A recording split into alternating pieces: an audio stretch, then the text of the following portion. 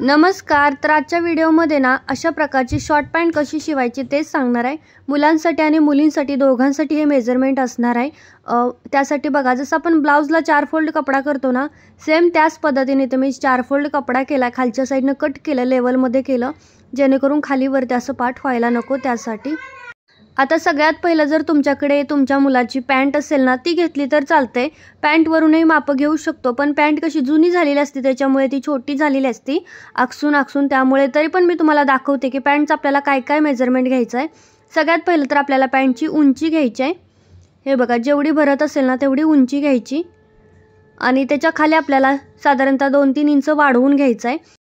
तशी तर मी त्याच्या अंगावरून मापं घेतलेले आहेत, पण तुम्हाला इथं दाखवते. तर एवढं साधारणतः वाढवायचं. त्याच्यानंतर कमरेचं माप मोजायचं, कंबर किती भरते. आता इथं जर 8 असेल तर साधारणतः 10 एवढी कंबर असेल, कारण की शिलाई देऊन ती 8 एवढी आलेली आहे त्याच्यामुळे. त्यानंतर खालचं आसनचं माप पण आपल्याला घ्यायचं आहे. मधोमध असा टेप ठेवायचा आणि आसनची उंची किती भरते तेवढं बघायचं. तर साधारणतः 8 एवढी ही भरलेली होती.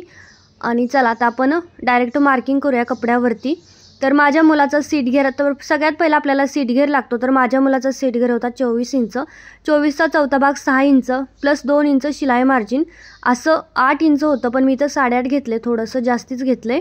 त्यानंतर उंची जेवढी आपली आली होती, किती तयार उंची होती 9 इंच. तर त्याच्यामध्ये खालच्या साईडनं डबल फोल्ड करायला 1.5 इंच एवढं जातं. त्यानंतर वरच्या साईडनं आपल्याला इलॅस्टिकसुद्धा लावायचं असतं, तर तेवढी उंची तर मी टाकून घेतली. तुम्ही तुमच्या मुलाची जेवढी असेल तेवढी घेऊ शकता. तर आता इथं बॉक्स बनवून आपला झालेला आहे. आता बघा, आता आपलं जे 8 इंच भरत होतं ना, त्या 8 इंचावरती इथं मी मार्किंग करून घेते. जे आपला सीट घेरचा चौथा भाग आला होता ना तेवढं, तिथून खाली मी आसनची उंची ठेवणार आहे 9 इंच. 9 पेक्षा जास्तच घ्यायची, 9, 9.5, 8.5 एवढी घेतली तरी चालतंय. असा बॉक्स तयार करून घ्यायचा आणि तिथे 1 इंचावरती गोलाकार देऊन असं आसनचं मार्किंग करायचं. त्याच्यानंतर खालच्या साईडला अशी तिरकी लाईन फक्त ड्रॉ करायची आहे. सरळ घेतली तरी चालतंय, पण तिरकी घेते कारण माझ्या मुलाला तब्येत नाही आहे आणि खूप लूज ढिल्ली अशी पॅन्ट होती, त्याच्यामुळे मी इथं तिरकी लाईन ड्रॉ केली. आणि जसं मार्किंग केलं होतं ना, सेम त्याच मार्किंगमध्ये मी इथं आता कटिंग करून घेते. बघा, इथं वरच्या साईडनंही मी कटिंग करून घेते.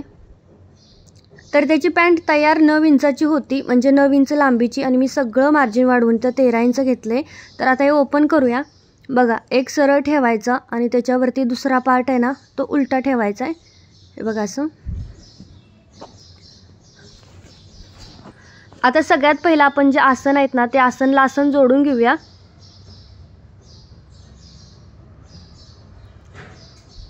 हे बघा, अशी शिलाई देऊन घेतली. आता मी दुसऱ्या साईडचं सुद्धा आसन जोडून घेते.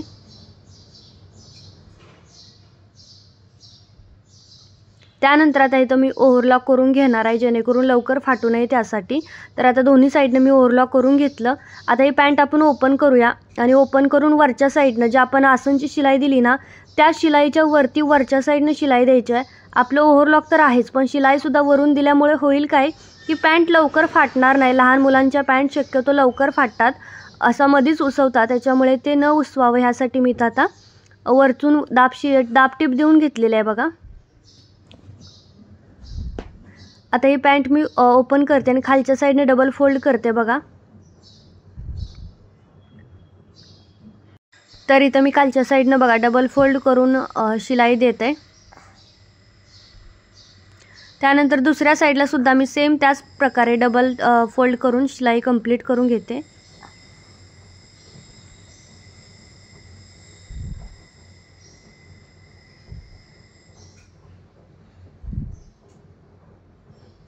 आता आपल्याला ही पॅन्ट आहे ना उलटी करायची आहे.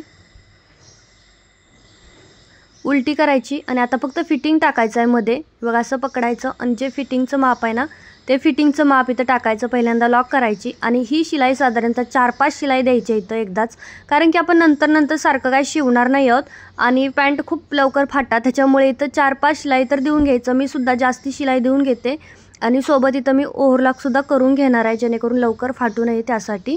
तर हे बघा, इथं असं मी अजून शिलाई देते. जिथे मध्ये आहे ना, मध्ये तिथं 7-8 वेळा तरी लॉक करायचं आहे. बघा, असं तिथूनच शक्यतो जास्त पॅन्ट उसवते, त्यामुळे तिथे 7-8 वेळा लॉक करायचं, म्हणजे मग लवकर पॅन्ट उसवणार नाही त्यासाठी. आता आपली पॅन्ट खालच्या साईडचा पूर्ण पार्ट इथं रेडी झालेला आहे पॅन्टचा. आता आपण इलॅस्टिक टाकून घेऊया.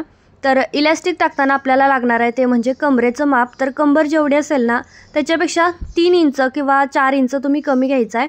तर इथं बघा मी 17 इंच एवढं घेतलेलं आहे. आणि आता ह्याला पहिल्यांदा लॉक करून घेते बघा, म्हणजे जोडून घेते इलॅस्टिक जिथून आपण कट केलं आहे ना ते. आता हे बरोबर इथे मधोमध ठेवायचं आणि हे इलॅस्टिक आता लावून घ्यायचं आहे पूर्ण पॅन्टच्या सर्कलला. खालचा पार्ट आला नाही पाहिजे शिलाई खाली, एवढं लक्षात ठेवायचं इलॅस्टिक जोडताना. आणि इलॅस्टिक हे नेहमी ओढूनच जोडायचं.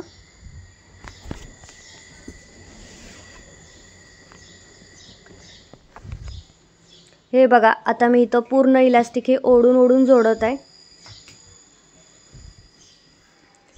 आणि ही पद्धत आहे ना सगळ्यात सोपी पद्धत आहे इलॅस्टिक लावण्याची. कुणालाही जमेल ना एवढे सोपे आहे आणि फिनिशिंगसुद्धा खूप जास्त छान येतं. जेवढं फर्स्ट टाईममध्ये यायला पाहिजे ना त्याच्यापेक्षाही जास्त छान येतं. तर हे बघा पूर्ण सर्कलला मी आता इथं ओढून इलॅस्टिक कंप्लीट करून घेतलं शिलाई देऊन.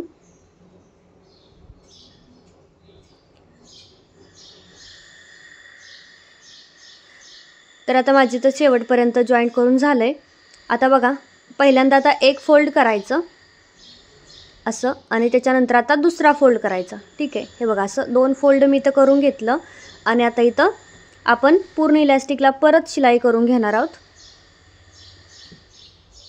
हे बघा असं पूर्ण ओढून घ्यायचं आणि आता ही परत जशीच्या तशी शिलाई देऊन घेऊया.